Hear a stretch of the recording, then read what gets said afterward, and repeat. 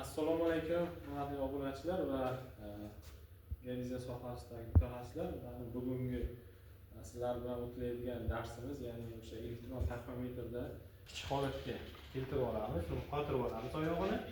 Agarda shunda ham kelmasa, vint orqali ham to'g'rilab olishimiz mumkin. Ya'ni ikkita vint orqali burab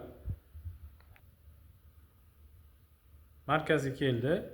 Markazga kelgandan keyin biz bu yerda atmos bor, ya'ni o'sha temperatura, havoni haqida ma'lumot berilgan. Keyin meshingga kiramiz. Biz atterjatordan foydalanib ishlashimiz uchun bez atterjator yoki plastik atterjator yordamida ishlashimiz mumkin. Undan tashqari bu yerda necha sekundda lazerlar vaqti bor. Biz lazer yoqib olishimiz uchun выключение bosamiz. Mana выключение bosdik. Lazerni yoqishimiz uchun mana bu yerda mana bu yerda lazer tushyapti. Ya'ni o'ngga chapga buraymiz. Mana bu yerda ko'rinyapti. Mana lazer yondi.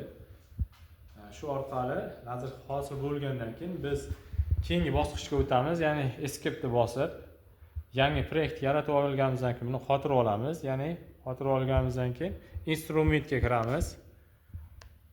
Instrumentga bosishimiz uchun 2 marta bossak, ya'ni o'sha bo'limga kiradi.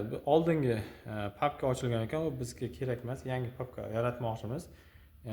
Bu yerda 3 ta bosqich bor, ya'ni basis service, stat service, main stop. Biz ikkinchisiga kiramiz, ya'ni stat servicega kirib olamiz va yangi proyekt ochamiz. Proyektga bosamiz. Novi bosamiz. Noviga syomka qiladigan hududimizda nomini yozishimiz kerak bu yerga. Ya'ni bu yerga misol uchun bironta bog'ni syomka qilayotgan bo'lsak, o'sha bog'ni nomini yozib qo'yishimiz mumkin. Misol uchun bu yerda klaviaturalar mavjud va sonlar qatnashgan. Men klaviaturani chiqarishimiz uchun mana bu yerda burchagida funksiyani bosamiz. Bu yerda bog' deb yozib olamiz. Misol uchun bog'. Mana bu yerda bog'ni syomka qilmoqchi bo'lsak, bog' deb yozib oldik. Bosamiz, klaviaturani bosamiz, o'chadi, sozdati. Qisqacha o'sha bog' haqida informatsiya berishimiz mumkin. Ya'ni o'sha bog'da qanaqa nimalar bor, sozdatni bosamiz. Sozdatni bossak, biz papka yaratildi. Ya'ni o'sha bog' bo'yicha endi zapisni bosamiz. Zapisga kiramiz. Настройкаga kiramiz. Настройкаga kirganimizdan keyin bu yerda turgan nuqtamizda o'sha geodeziya punktimizni stansiyamizni nomini yozishimiz kerak. Bu yerga stansiya 1 deb yozishimiz uchun klaviatura orqali stansiya 1. Stansiya misol uchun 1 yozdik. Spisokka kiramiz.